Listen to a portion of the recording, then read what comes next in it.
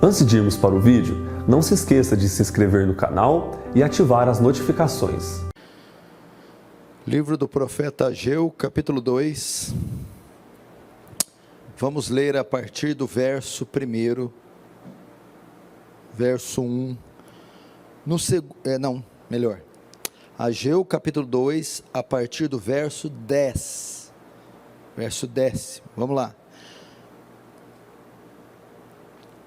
Ao 24º dia do mês nono, no segundo ano de Dario, veio a palavra do Senhor por intermédio do profeta Ageu, dizendo, verso 11, assim diz o Senhor dos Exércitos, pergunta agora aos sacerdotes a respeito da lei, se alguém leva carne santa na orla de sua veste, e ela vier a tocar o pão, ou no cozinhado, ou no vinho, ou no azeite, ou em qualquer outro mantimento, ficará isto santificado? Responderam os sacerdotes, não.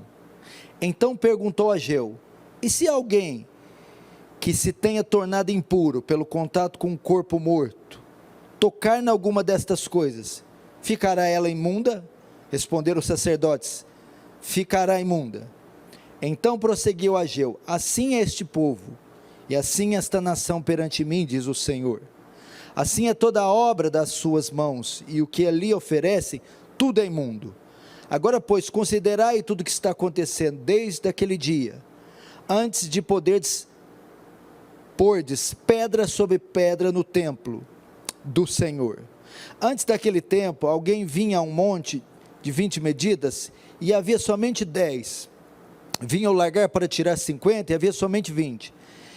Eu vos feri com queimaduras, e com ferrugem, com saraiva, com toda a obra das vossas mãos. E não houve entre vós quem voltasse para mim, diz o Senhor. Considerai isto, considerai, eu vos rogo, desde esse dia em diante, desde o 24º dia do mês, nono, desde o dia em que se fundou o templo do Senhor, considerai nessas coisas. Já não há semente no celeiro. Além disso, a videira, a figueira, a romeira e a oliveira não têm dado seus frutos, mas desde esse dia vos abençoarei. Até aí, feche os olhos, não feche o texto, vamos estudar esse texto, feche apenas os olhos, vamos orar. Pai Santo, a Ti a honra, a glória e o louvor. Mais uma noite carecemos da sua visitação, do seu derramar de graça, virtude, do sobrenatural agindo em mentes e corações, transformando, vivificando, santificando, desfazendo as obras das trevas, implantando o teu reino, estabelecendo a tua vontade entre nós. Que muitos sejam alcançados por essa mensagem, sejam transformados, abençoados, de modo que o teu reino avance, que o Senhor receba glória para si, e que nos conforme a imagem do seu Filho, em nome de Jesus, amém.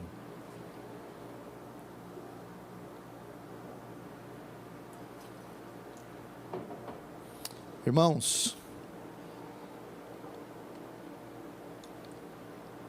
preste atenção aqui. Antes da mensagem eu vou dar alguns recados. Acho que fazia 6 meses que eu não dava recados. Vou dá-los agora. Pela misericórdia de Deus, o nosso estado, decretou que a nossa cidade agora está numa condição melhor no tocante à pandemia, à quarentena, e permitiu o retorno dos cultos presenciais a partir do dia 20 de setembro. Então, dia 20, no próximo domingo agora, próximo, vamos retornar com os cultos presenciais. Então, todos vocês aqui da igreja, Aliança do Calvário, pessoal daqui, não vai poder ser todo mundo que está vendo a transmissão, porque vão ser cultos com a capacidade reduzida. Então, para os irmãos aqui de Franca, da Aliança do Calvário, e Buritizal, Aramine, São Joaquim, os cultos retornam aqui domingo que vem, dia 20. E vamos fazer como fizemos da última vez, dividi-lo em 2 cultos. Um pela manhã, domingo, às 10 da manhã, e o outro no mesmo domingo, dia 20, às 19 horas, ok? Então aquele grupo que já veio da outra vez, continua vindo no horário que veio antes. Aquele pessoal que escolheu o horário, o período da manhã, venha de manhã, então, domingo, dia 20, 10 da manhã. E o pessoal que já tinha escolhido vir no culto noturno, então, domingo que vem, dia 20 de setembro, 19, 7 da noite, participe do culto noturno. Você deve vir de máscara, e a questão das crianças, para não ter superlotação, aquelas famílias que têm crianças, podem fazer o seguinte: de manhã vem a mãe e o pai fica com a criança, por exemplo, e à noite vem o pai e a mãe fica com as crianças. Se as crianças já têm condição de assistir o culto, pode trazê-las. Se elas não vão ficar andando, correndo, pode trazê-las, se elas vão se assentar e assistir. Então, dependendo da idade, em certa idade, ela já tem condição de assistir o culto, por exemplo, 6, 7, 8, 9, 10 anos para cima, eu creio que as crianças já não têm nenhum problema. Mas o ideal é, para não haver superlotação, um dos membros da família fica com a criança num período, enquanto o membro vai no outro, ok? Então, excelente notícia, retornaremos com o culto presencial no próximo domingo, e nesse domingo celebraremos a Santa Ceia. Então vai haver ceia tanto no período da manhã, como no período noturno, ok? Então venha preparado para a Santa Ceia neste próximo domingo. Antes do domingo, dia 19, no sábado, faremos aqui um bazar beneficente. Sábado, dia 19, às 9 da manhã, aqui no salão, aqui no templo da sede, aqui na Aliança do Calvário.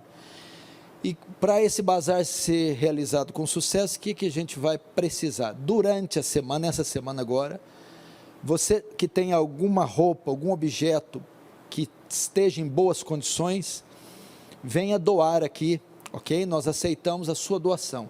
Então, roupa, calça, camisa, calçado, ou se você tem algum eletrodoméstico, algum utensílio em bom estado, tá, irmão? Não é para fazer uma limpeza da sua casa, despejar aqui não. Se não serve para você, não serve para o próximo. Então, se você pode doar uma coisa que esteja em condição de uso, durante a semana venha e deixe aqui na igreja, ok? No templo. Então, faça isso no máximo até quinta-feira à tarde, porque na sexta as irmãs vão se reunir para preparar todo o ambiente, e no sábado, das 9 às 18, das 9 da manhã às 6 da tarde, o bazar. Você pode trazer alimento também, uma cesta básica ou 1 quilo de alimento. Então montaremos as cestas e também doaremos as cestas, e o bazar venderemos as doações por um preço bem reduzido, apenas para arrecadar fundos para sanar os prejuízos da pandemia, ok? Essa semana também vamos ter uma reunião com os oficiais, então nós vamos ligar para cada um deles, definindo o dia e o horário para esta reunião. Então, por hora, estes são os recados, que nós venhamos louvar ao Senhor pelo retorno presencial, e eu espero que os irmãos venham, eu espero que haja filas lá fora de pessoas sedentas pelo culto presencial, em ouvir a palavra de Deus, em se reunir para o canto congregacional e rever os irmãos. Então isso para nós é motivo de muita alegria, ok? Não deixe, por favor, não substitua o culto presencial pela transmissão na internet, em hipótese alguma, ok? Qualquer dúvida, você ligue para a igreja ou mande mensagem no grupo da igreja. Vamos agora para para a mensagem.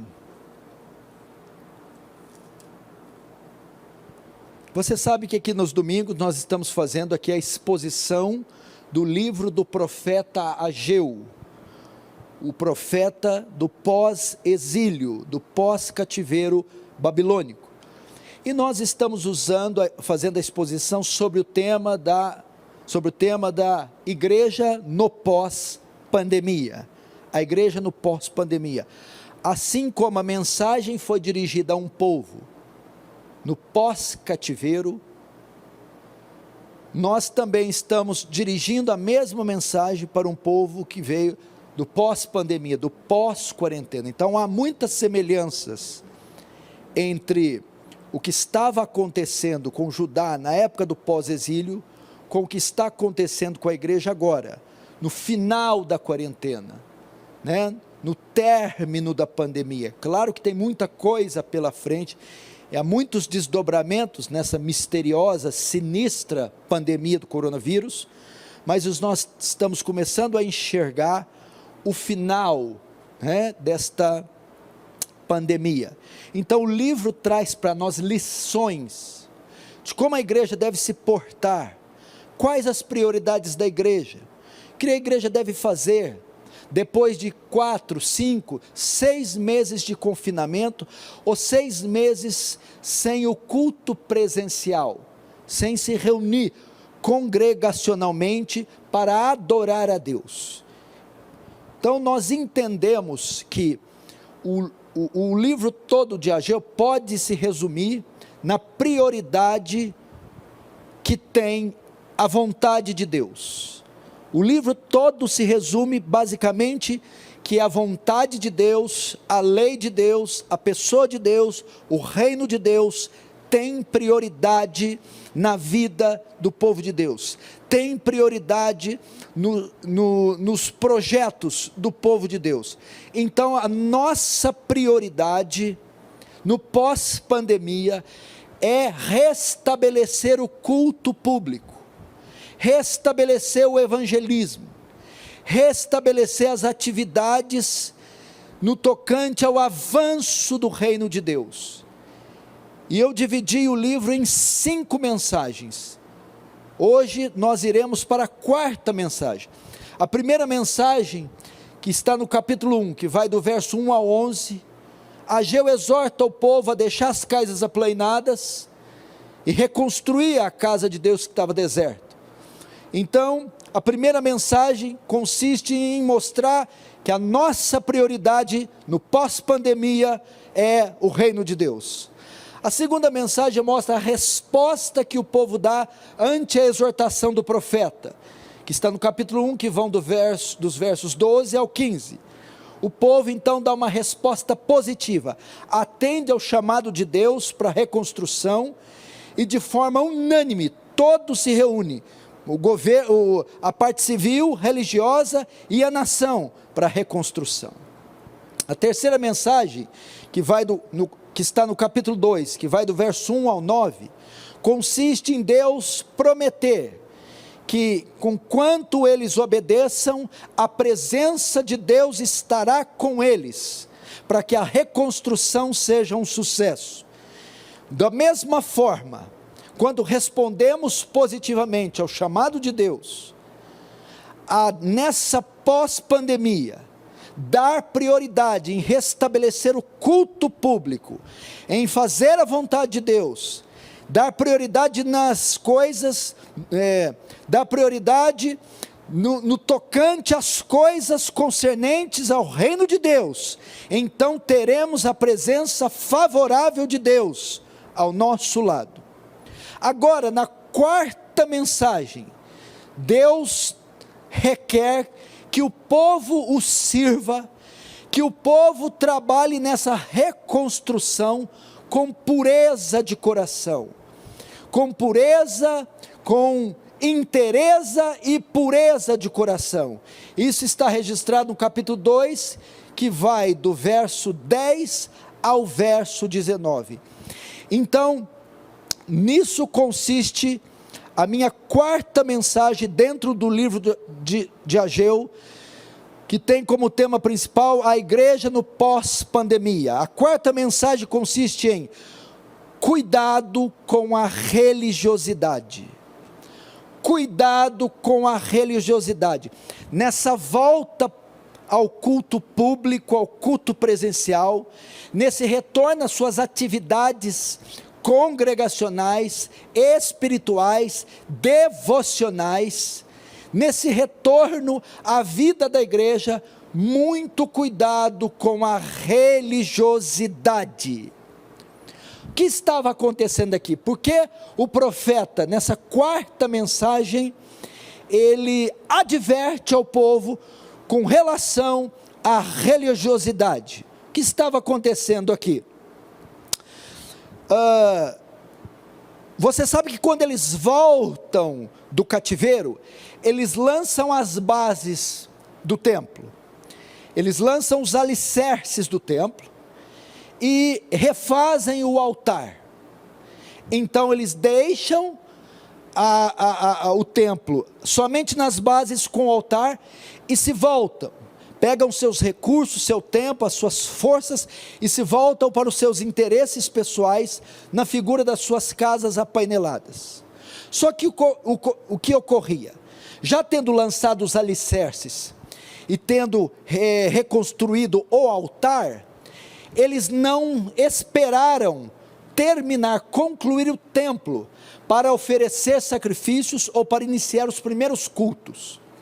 Eles já estavam fazendo os cultos, com o templo inacabado, oferecendo assim animais impuros, imundos, não se preocupando com o seu coração, não se preocupando em servir a Deus, com interesse de coração, ou seja, o coração deles estava aplicado nas suas coisas pessoais, enquanto em um templo inacabado ofereciam sacrifícios, ou celebravam o culto a Deus, e esse culto sendo feito, com o templo inacabado, com o coração dividido, com as casas apaineladas, era para Deus um culto impuro, um culto imundo, eram sacrifícios imundos.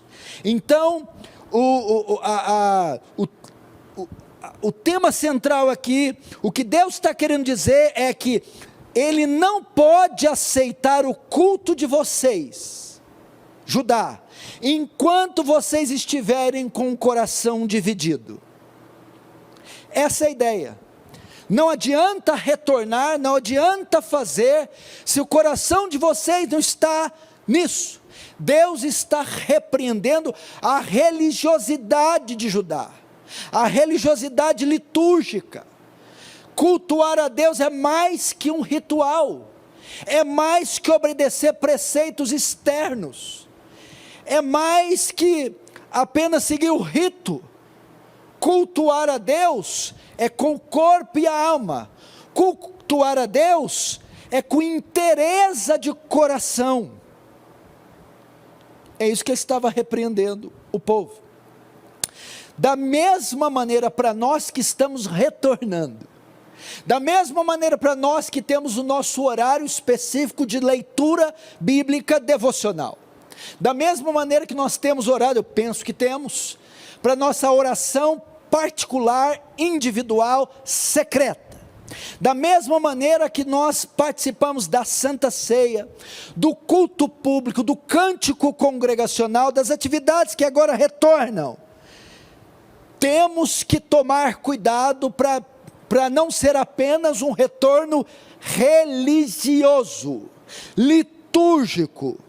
Temos que tomar cuidado para não fazermos algo burocrático, enquanto nosso coração de fato não anseia, não está na expectativa, não está todo voltado para o retorno ao culto a Deus, E, pelo contrário, o nosso coração está dividido com as perdas que a pandemia causou. Nosso coração está ansioso para recuperar nossas posses, nossos bens. É nisso que ele está. Enquanto nosso coração está lá, ansioso, cobiçoso, enquanto nosso coração deseja todas essas coisas, cultuamos no mesmo instante o Senhor. Muito cuidado com isso. Deus não quer isso. Deus não quer só o corpo no reino, mas também o coração. E nós, como somos inclinados para isso, temos uma enorme probabilidade de fazermos isso muitas vezes sem saber que estamos fazendo. O corpo vai retornar. A atividade física vai retornar, mas Deus está nos advertindo: não retorne fisicamente, sem que o coração também retorne. Cuidado para que você não faça isso, mas o seu coração esteja nos seus interesses pessoais. Olha que coisa tremenda que é a palavra do Senhor. Na quarta mensagem do livro, Deus vai trazer algo de foro íntimo. Deus vai dizer, mesmo que esteja tudo voltando ao normal, mesmo que todas as atividades voltem na íntegra, se o coração de vocês não estiver nisso, vocês de fato não voltaram. Isso é um sacrifício impuro para o Senhor. Deus não aceita. Então, isso que se trata a quarta mensagem de Ageu. Foram 3 até agora, do capítulo 1, verso 1 ao 11, do capítulo 1, verso 12 ao 15, a segunda mensagem, capítulo 2, verso 1 ao 9, e do capítulo 2, do verso 10 ao 19, é a quarta mensagem de Ageu, e eu vou dividi-la em 2 partes. Hoje eu vou pregar a quarta mensagem de Ageu, em uma parte só, que vão dos versos 10 ao 19, e depois nós pregaremos do 20 ao 24, terminando assim a exposição, do 20 ao 23, termina assim a exposição. Vamos então para a quarta mensagem de Ageu. No que consiste a quarta mensagem de Ageu? Capítulo 2, verso 10.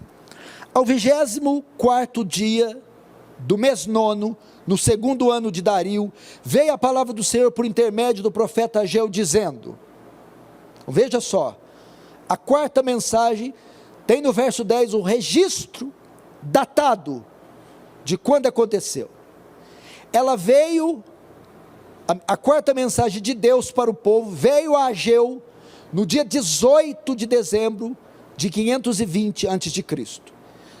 Ela aconteceu 2 meses depois que ele tinha dado a última palavra, lá no capítulo 2, no verso 1. Aquela mensagem foi dia 17 de outubro. Agora 18 de dezembro, 2 meses depois, vem Ageu e traz da parte de Deus a quarta mensagem para o povo do pós-exílio. Mais uma vez Deus transmite uma palavra ao povo, e mais uma vez o instrumento que ele usa é o profeta Ageu. Da mesma forma, meu irmão, Deus intenta trazer ao povo dele sua palavra. Deus sempre quer comunicar ao povo sua palavra, a mensagem inspirada, revelada de Deus. E o instrumento que Deus usa hoje, não são os profetas do Antigo Testamento, hoje são os sacerdotes, os pastores. Eles estão autorizados a falar da parte de Deus, e eles são responsáveis por trazer a palavra de Deus ao povo de Deus. Que palavra é essa? É uma palavra que o pastor, que o pregador vai receber, que vai ser revelada a ele? Não.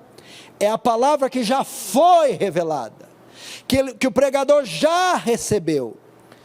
A mensagem que Deus quer comunicar ao seu povo hoje é a santa, inerrante, infalível palavra de Deus, não que ele vai revelar, mas a que ele já revelou. 2 Timóteo 4, 1, 2, Paulo diz isso: na presença de Deus e de Cristo Jesus, que há de julgar os vivos e os mortos, por sua manifestação, por seu reino, eu te exorto solenemente, Timóteo, que pregue a palavra. É a palavra, meu irmão. Então hoje eu tenho uma palavra para você, hoje eu tenho uma profecia para você, e hoje Deus me revelou uma palavra. Abra no profeta Ageu e veja a palavra que Deus me revelou. Hoje são os pastores, os responsáveis por trazer a palavra de Deus ao povo. Que palavra é essa? É a que está revelada nas Sagradas Escrituras. Agora vamos para o teor da mensagem. No que consiste a quarta mensagem de Ageu? Versos 11 e 12. Vamos ler. Assim diz o Senhor dos Exércitos: pergunta agora aos sacerdotes a respeito da lei. Se alguém leva carne santa na orla de sua veste, e ela vier a tocar no pão, ou no cozinhado, ou no vinho, ou no azeite, ou em qualquer outro mantimento, ficará essa coisa que a carne santificada tocou, ficará também santificada? Responderam os sacerdotes: não. Bom, a quarta mensagem de Ageu ao povo começa com duas perguntas ligadas à lei cerimonial, que está descrita em Levítico. Primeiro, Ageu dirige essas duas perguntas aos sacerdotes. Por quê? Porque era uma pergunta relacionada à interpretação da lei. E esta era uma função exclusiva do sacerdote: estudar e ensinar a lei. Então, Deus, através de Ageu, questiona os sacerdotes: vocês conhecem esta passagem sobre o ritual de purificação com relação à pureza do culto? Vocês conhecem? Ele vai se dirigir a eles para saber se eles conhecem, se interpretam bem. E ele faz duas perguntas. Por exemplo, está falando no tocante ao sacrifício oferecido. A carne do animal, quando um animal era separado para oferecer como sacrifício, quando a carne do animal era batida e a carne era separada, essa carne se tornava santa, por ela ter sido destinada ao sacrifício. A carne se tornava santa. Isso está em Levítico 6, 25. O animal da oferta por o pecado será morto perante o Senhor no local onde é sacrificado o holocausto. Isto é uma oferta santíssima. Então a carne, o animal separado para o sacrifício, se tornava santa. Estas carnes santas, os sacerdotes carregavam algumas porções dela na aba das suas vestes. A roupa se tornava santa, por estar ali carregando a carne santa. Entretanto, essa santidade que estava agora sobre a roupa, sobre o sacerdote, não se transferia para nada em que o sacerdote tocava. Ficava limitada apenas à carne que estava sendo carregada pelo sacerdote. De modo que se o sacerdote, que está com a carne santa, ou a própria carne, tocasse em qualquer outra coisa, isso não santificava a coisa tocada. Então, a santificação da carne não era transferida para algum objeto imundo. Essa é a ideia de Ageu. Então ele está perguntando: se o sacerdote carregando a carne santa tocar em algo não santo, isso fica santo? O que é que os sacerdotes respondem? Não. A interpretação dele estava correta. A santidade não pode ser transferida. Está claro aqui na lei de Moisés. A pureza cerimonial não pode ser transmitida. Logo, um objeto impuro, para se tornar puro, tinha que passar pelos rituais de purificação. Outro objeto puro não transferia pureza para o impuro. Não havia transferência cerimonial de pureza. Então, algo impuro, se quisesse se tornar puro, teria que passar pelo ritual de purificação. Isso não acontecia por transferência. Ele pergunta isso, ok? Agora, a segunda pergunta a primeira mostra que a pureza cerimonial não pode ser transferida. A segunda mostra que a impureza cerimonial podia ser transferida. Vamos lá no verso 13. Então perguntou Ageu, agora a segunda pergunta: e se alguém que se tinha tornado impuro pelo contato com um corpo morto, se este tocar em algumas dessas coisas, ficará essas coisas que ele tocou imunda? Responderam os sacerdotes: ficará imunda. Veja só, se a pureza não podia ser transferida a objetos ou alimentos, ou a pessoas, a impureza era transmitida em tudo que ela tocava. Você entender que é mais ou menos igual saúde e doença. Quando você está com saúde, visita alguém doente, você pode transferir sua saúde para o doente? Você toca nele, ele fica saudável? Não. E se você está doente e visita alguém com saúde, está com vírus, a doença transfere para alguém que está com saúde? Sim. Você não transfere saúde, mas transfere doença. É mais ou menos disso. Isso está descrito em Levítico 22, 4, 7. Olha só: nenhum descendente de Arão que tenha lepra ou fluxo no corpo poderá comer das ofertas sagradas, até que esteja purificado. Também estará impuro se tocar em algo contaminado por um cadáver, ou se tocar em alguma criatura, ou em alguém que o torne impuro, seja qual for a impureza. Aquele que neles tocar ficará impuro até a tarde. O caso específico aqui é da contaminação. O caso específico da contaminação é o toque em um cadáver. Se alguém tocasse um cadáver, ele se tornava impuro, e então qualquer coisa que esse homem tocasse, automaticamente ficava impuro. Então, ele está fazendo uma pergunta, porque através dessas perguntas ele vai ensinar uma lição, ok?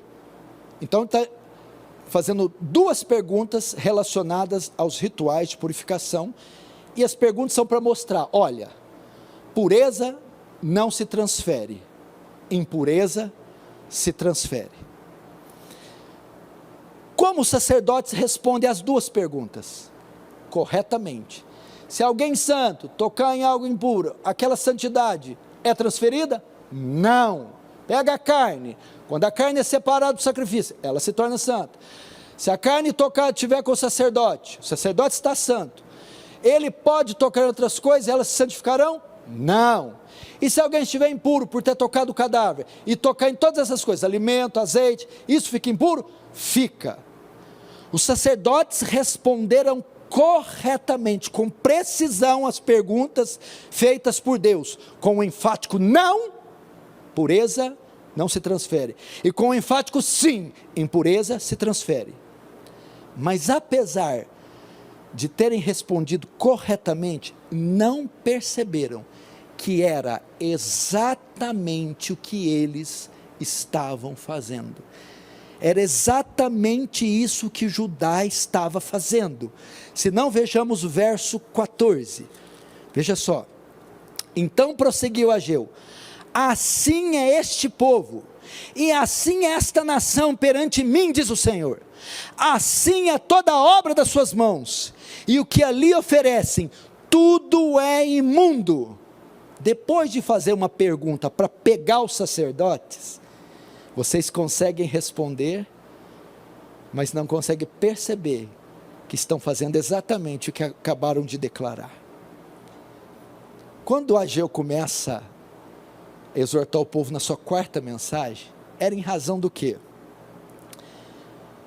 De estarem dividindo templo do Senhor, o culto a Yahvé, com suas casas aplanadas, cometendo assim um pecado. O que ele está querendo dizer? Que ao ignorar a reconstrução do templo, que ao deixar a casa de Deus em ruínas,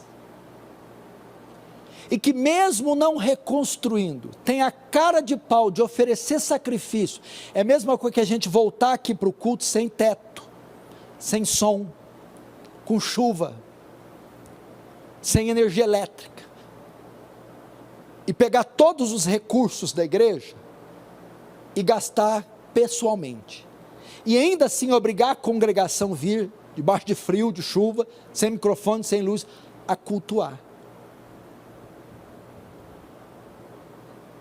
Deus considerava fazer um culto com o templo ainda em ruínas, e com o coração voltado, uma impureza, uma iniquidade, um assinte, um disparate, uma vergonha. Então ele estava em pecado, pecado grave, estavam sendo considerados imundos em fazer uma atrocidade dessa. Logo, o que eles tocavam ficava impuro. E o que eles tocavam? O sacrifício que eles estavam oferecendo a Deus era impuro. Por que era impuro? Porque não era com inteireza de coração, porque era religioso, porque eles estavam com o coração voltado para as casas aplanadas, os interesses, a beleza, e não preocupados em restabelecer o culto que há 70 anos ficou interrompido. Essa é a ideia de Deus, falar para eles, então tá, a pureza não passa, mas a impureza passa, ok? Vocês estão impuros, por blasfemar o nome de Deus, por desprezar o templo de Deus, desprezar o culto, deixá-lo em ruínas, e ter a coragem do estado que ele está, ainda oferecer cultos.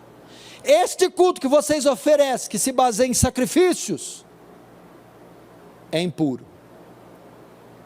Por quê? Porque é oferecido de mãos impuras.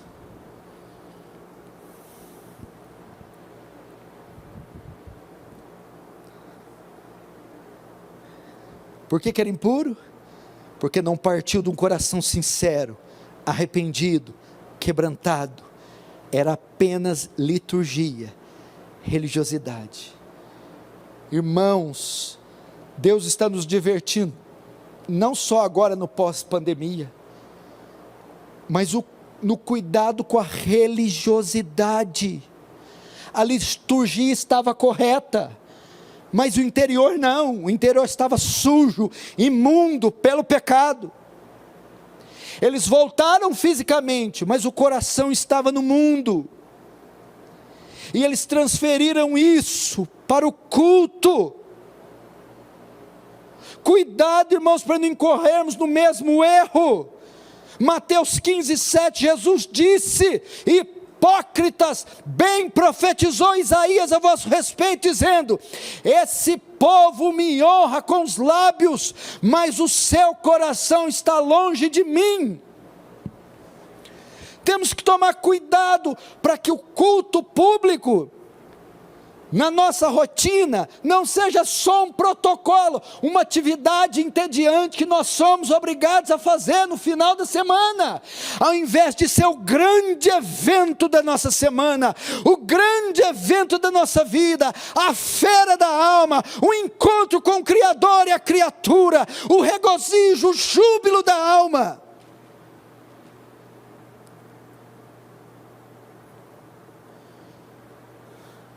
O Senhor não aceita ser dividido com ninguém.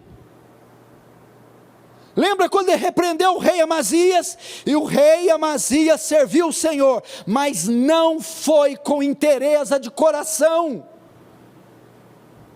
Deus não aceita o sacrifício coxo. O segundo lugar, ouve a Israel, o Senhor teu Deus é o único Senhor, amarás pois o Senhor de todo o teu coração, com toda a tua força, de todo o teu entendimento. Como está o seu coração para esse retorno?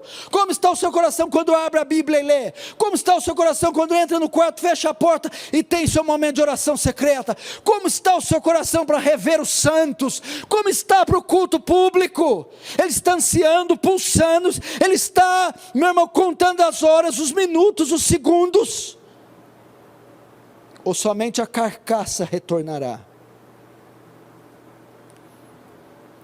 A liturgia estava correta, mas o interior não. Havia pecado, havia iniquidade. Ou seja, este tipo de culto Deus não aceita. Que oferecer sacrifício, celebravam festas, era o culto deles. Da mesma forma, esse tipo de culto Deus não aceita. Por mais que toda a estrutura retorne, a presencialidade, tudo venha estar no estado normal, como fica nossos corações? Entenda, não adianta só professar os credos certos, as confissões de fé certas, ir para a igreja certa, ler os livros certos, ter a teologia correta, se seu coração está morto. Se você não anseia, se sua mente e coração não estão aplicados ali no Senhor, não adianta.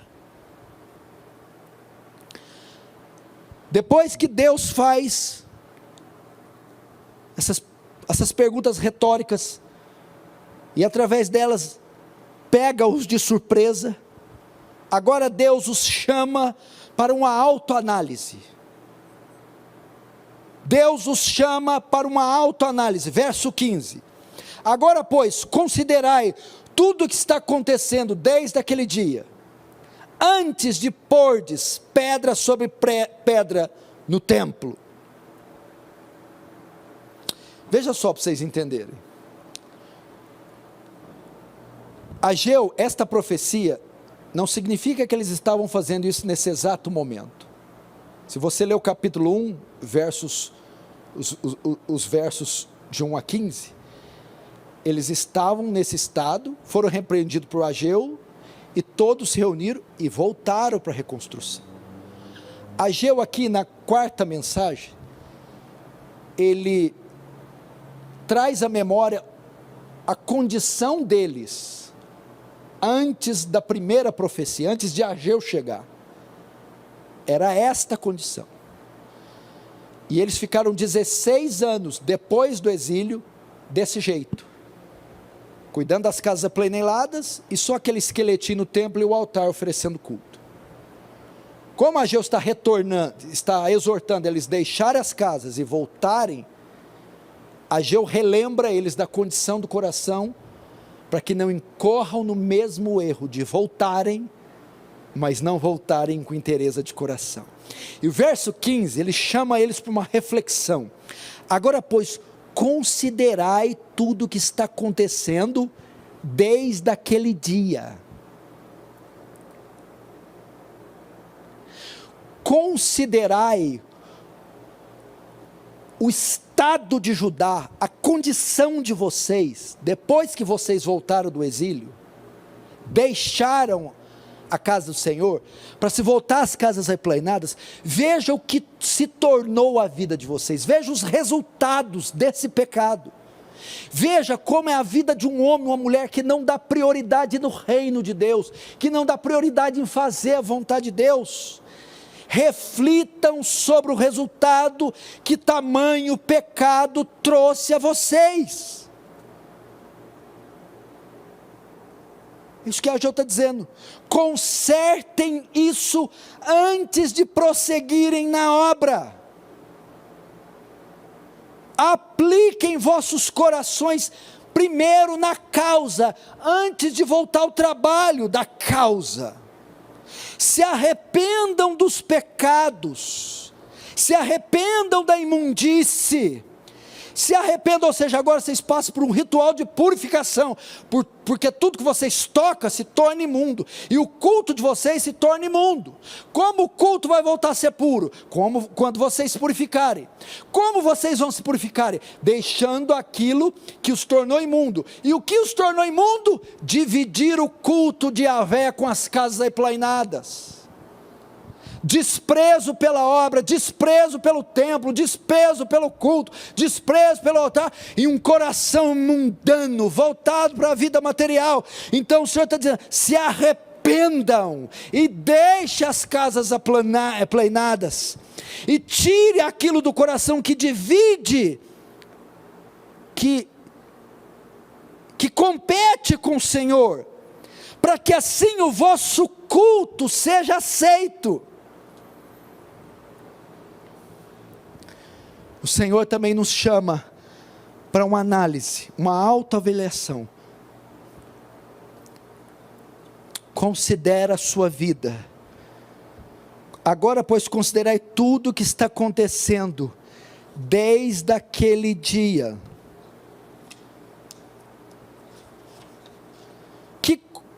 Que coisas são essas que temos que considerar? Considere as coisas que estão acontecendo. Que coisas? Está no verso 16. Antes daquele tempo, alguém vinha a um monte de 20 medidas, e havia somente 10. Vinha ao lagar para tirar 50, e havia somente 20. Verso 17, eu vos feri com queimaduras e com ferrugem, com saraiva, e em toda a obra das vossas mãos, e não houve entre vós quem voltasse para mim. Considere o que está acontecendo com vocês, desde o dia que vocês desprezaram o templo, e se voltaram para os seus interesses. Que coisas aconteceram? Naqueles dias, que o templo estava em ruínas, o campo começou meses e anos consecutivos, produzindo, muito aquém das expectativas dos agricultores, cerca de 50% e 60% abaixo da produção comum. Isso está em Ageu 1:6, por isso vocês se cobrem e ninguém se aquece, comem e ninguém se farta, bebe e ninguém se sacia, ajuntam num saquetel furado. Vejam isso, vejam o que tornou a vida de vocês.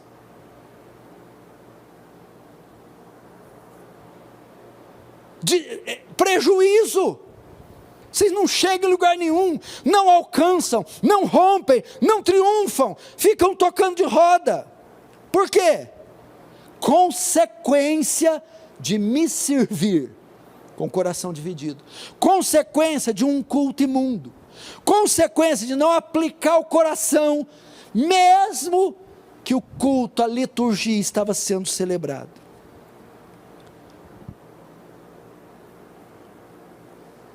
Uma das razões para essa baixa produção foi a seca que Deus enviou. Entretanto, outras razões para essa baixa produção foram as coisas, foram pragas enviadas da parte de Deus. O verso 17, quando ele fala assim, feri com queimaduras, com ferrugem, com saraiva, toda a obra da sua mão. A produção baixou, a miséria foi instalada entre eles, a pobreza, a opressão e a corrupção política foi em razão de secas que fizeram ter baixas produções na parte agrária. E segundo, que aquilo que cultivavam foi destruído por queimadura, ferrugem e saraiva de fogo da parte de Deus. O que o Senhor está querendo dizer aqui? Que Mateus 6,33 diz, buscar em primeiro lugar o reino de Deus e a sua justiça, e todas, all things, todas as coisas te serão acrescentadas. Essas coisas que vocês tanto desejam, correm desenfreadamente atrás. O Senhor está dizendo para vocês, desculpe o termo, infelizes. Esse não é o meio de cristão, esse não é o meio cristão de adquirir posses nessa vida, de crescer financeiramente, não é o meio cristão. Esse é o meio ímpio, a maneira ímpia de conquistar as coisas. A maneira cristã é diametralmente oposta. A maneira cristã é eu buscar a vontade de Deus, realizar as coisas de Deus, os interesses do reino de Deus, em detrimento das coisas dessa vida. E o Senhor, em resposta à minha obediência e fidelidade, em dar prioridade ao seu reino, e tudo que envolve o seu reino, Ele me acrescenta todas as coisas necessárias para eu viver e fazer este reino avançar. Só que aqui no caso de Judá, esse versículo estava se cumprindo às avessas. Se a prioridade, se buscar em primeiro lugar o reino de Deus, era a reconstrução do templo, e eles trocaram, inverteram e colocaram a prioridade como seus interesses, em primeiro lugar, e em último reino, então cumprimento também as avessas. Se eu busco em primeiro lugar o reino, tudo é me acrescentado. Se eu buscar também o reino em último, nada me é acrescentado. Por isso foi prejuízo atrás de prejuízo. 50%, 60% abaixo da produção. Pestes, pragas, naturais, sobrenaturais, trazendo prejuízos, fome, miséria.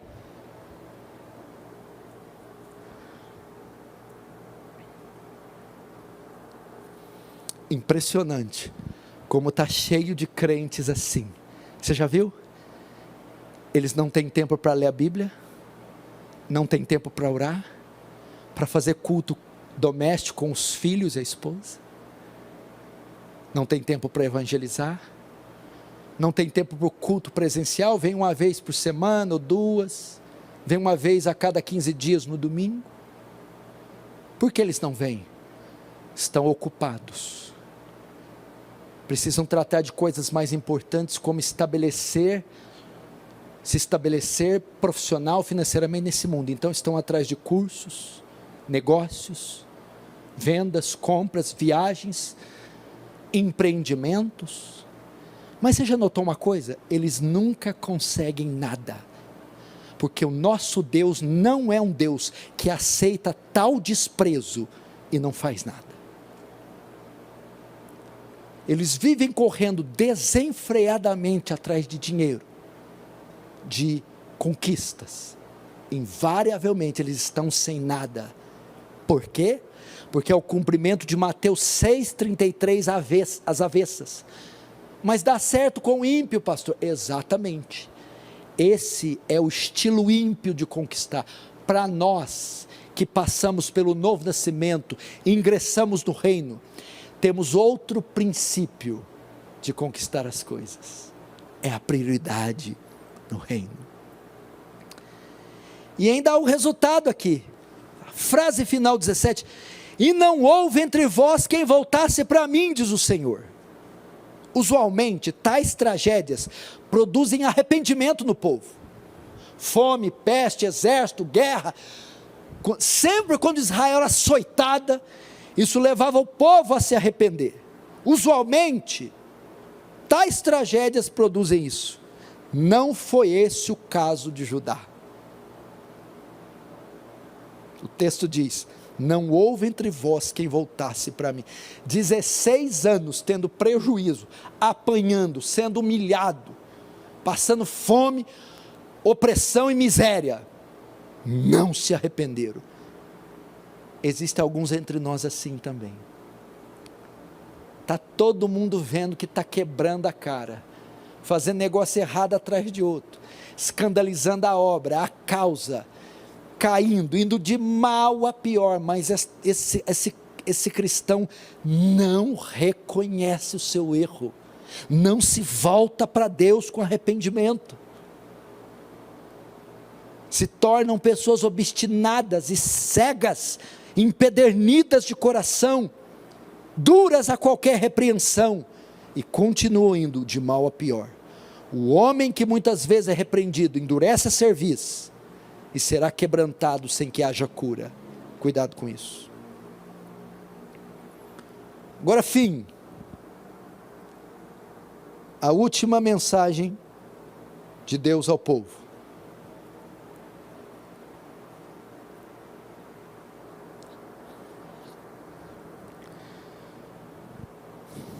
Até agora, o tom da mensagem está áspero, duro, difícil.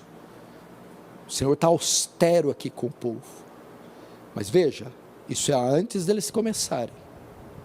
Eles já haviam começado. Deus só está advertindo a eles que não incorram no mesmo erro, de começarem, fazerem, de estabelecer tudo novamente.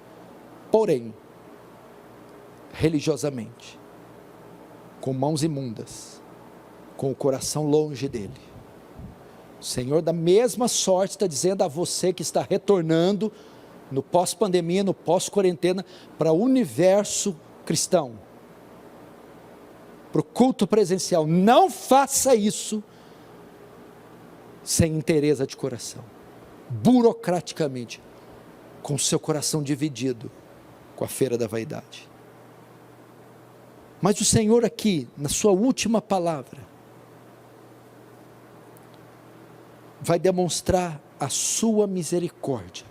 Ageu agora mostra a misericórdia do Senhor para com o povo. E Deus, nos versos 18 e 19, faz uma promessa ao povo, que agora respondeu à voz de Deus através de Ageu, positivamente. Verso 18. Considerai, eu vos rogo, desde esse dia em diante, desde o 24º dia do mês, 9, entendeu? Considerem isso, desde este dia. Que dia? O dia que a quarta mensagem veio lá, 24º dia do mês 9, ou seja, dia 18 de setembro, de outubro, deixa eu ver, só ver aqui, 18 de dezembro, considerai este dia, o dia da quarta mensagem, 18 de dezembro, desde o dia em que se fundou o templo do Senhor, considerai essas coisas. Que coisa? Considerem a palavra que eu vou dar a vocês agora, neste dia, 2 meses após a última mensagem, 4 meses após a retomada da reconstrução. Agora que vocês se arrependeram, que vocês receberam a profecia de Ageu, que vocês iniciaram a obra, e que eu prometi minha presença com vocês, a partir de agora, considerem isso. Verso 19, já não há semente no celeiro. A ideia aqui não é que está escasso, é que toda semente do celeiro foi plantada, foi semeada. Além disso, a videira, a figueira, a romeira, a oliveira não tem dado os seus frutos, mas desde deste dia vos abençoarei. Do verso 10 até o 17, Deus está fazendo a leitura da condição do povo. 16 anos depois do cativeiro, com o templo em ruínas. Nessa leitura, Deus destaca os equívocos e pecados do povo, e mostra qual é a maneira certa de reconstruir. O povo então atende. Agora Deus diz: esqueçam tudo que passou nesses 16 anos de rebelião, de indiferença e de sacrifícios de um culto imundo. Esqueça e comecem daqui para frente. e eu aceitarei o vosso culto daqui para frente. Eu apagarei todos os pecados nesses 16 anos. Eu desconsiderarei esta inércia, esse coração dividido, nesses 16 anos. Deus está dando uma nova chance a Judá, ao povo de Deus. Esta é a segunda chance, é a nova chance, quando ele fala desde esse dia, a partir de hoje, eu promovo um recomeço, e eu esqueço o vosso passado. Olha como Deus é misericordioso, meu irmão. Talvez você, que vai voltar no culto presencial, você que está me vendo, é um desviado dos caminhos do Senhor. Talvez você passou esses 6 meses de quarentena, não pegou na Bíblia, não orou, não leu, se empanturrou de imoralidade, de entretenimento, na internet, na Netflix. Você não evangelizou ninguém, você não assistiu às transmissões, não fez culto com a sua família. Talvez você está até agora aí nas drogas, na bebedeira, se desviou, se perdeu. Ou talvez você está aqui e há muito tempo não servia a Deus com interesse dividido com as luxúrias desse mundo. Sem que soubesse, estava oferecendo um sacrifício imundo para Deus, impuro. Está cheio de culpa, de laços de iniquidade, de morte e de ganchos de Satanás. O Senhor está a te dizer: eu te dou uma nova chance, eu apago o seu passado, e a partir de hoje, dessa semana, a qual voltaremos o culto presencial, recomece a sua vida.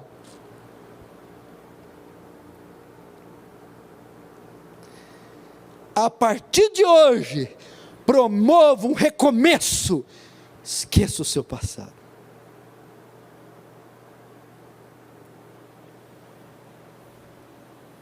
Sabe o que é isso? Um Deus que tem tudo para castigar, para esmigalhar, para perder a paciência com gente tão obstinada, tão carnal, tão rebelde quanto nós. Sabe o que ele faz? Já foram para o cativeiro por causa de rebelião, desobediência, pecaram no cativeiro, volta do cativeiro, continua pecando. Sabe o que Deus faz? Mais uma vez, promove a sua misericórdia, dá uma chance. Tem como não amar um Deus desse, não se curvar diante de um Deus desse, não adorar e não entregar a vida a Ele incondicionalmente? Todos que estão me assistindo estão nesse estado de depressão, de desânimo, de queda, de ruína, que não fizeram outra coisa na vida, senão pecar, que fizeram tudo errado. Eu fiz tudo errado no meu casamento, tudo errado com os meus filhos, tudo errado com a igreja, tudo errado com tudo. O Senhor está passando por cima de tudo, perdoando tudo, esquecendo o seu passado, dizendo: a partir de hoje, venha, recomece, reconstrua tudo hoje, venha. Seu ministério, seu casamento, seu emprego, seus laços com a mulher, com os filhos, com Cristo, venha. Não desperdice essa misericórdia, venha. E dê prioridade a partir de hoje, no reino, nas coisas concernentes ao reino, e na vontade de Deus. E o texto vai mais longe. Deus, ele continua abundando em misericórdia. Dar prioridade no reino traz recompensas. Até então, vocês estavam tendo prejuízo. A partir de agora, não terão mais. É isso que ele está dizendo, ó. A videira, a figueira, a romieira, a oliveira não tem dado seus frutos. Por quê?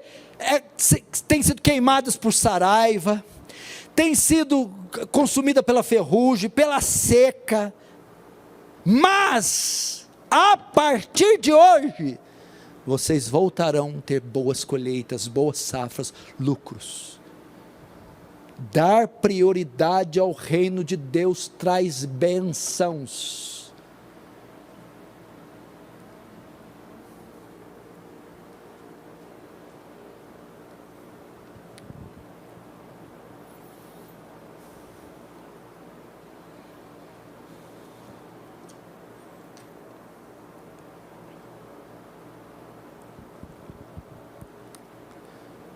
É o que o texto diz.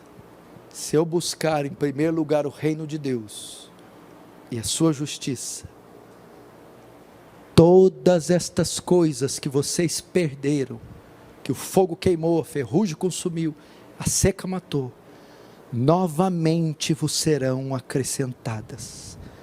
O que significa isso, irmão? É uma promessa, que a nossa volta da pandemia, que a nossa volta da quarentena, e todos os prejuízos que ela trouxe, e que a nossa desobediência trouxe, terão novamente o suprimento de Deus, a provisão de Deus, a bênção de Deus, o livramento de Deus, porque obedecer a Deus, dar prioridade a Deus, traz recompensas.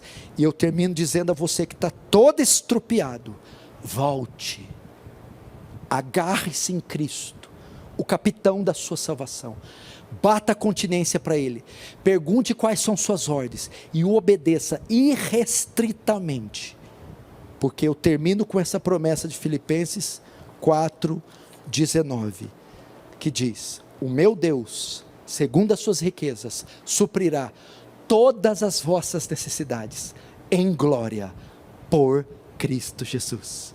O trabalho de Deus, feito do jeito de Deus, não ficará sem o sustento de Deus. Vamos orar, fecha os olhos.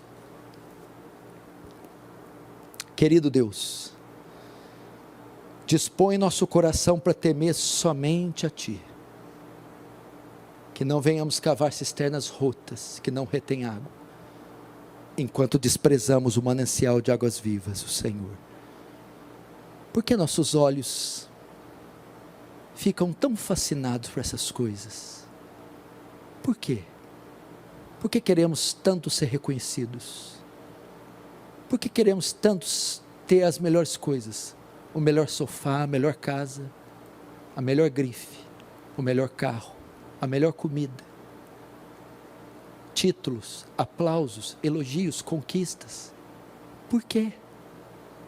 Uma coisa só é necessária, e Maria fez ela: ficar aos seus pés, exaltar esse Cordeiro, esse Cristo glorioso, e servi-lo como mordomo nessa grandiosa obra. Oh, nos dá um coração assim, Senhor, que te honra, que te obedece, que te serve, agradecidamente, generosamente, voluntariamente, alegremente. Que o Senhor venha fazer diluir todas essas casas apaineladas que estão no nosso coração, e que ele seja voltado para a casa do Senhor, em nome de Jesus, amém.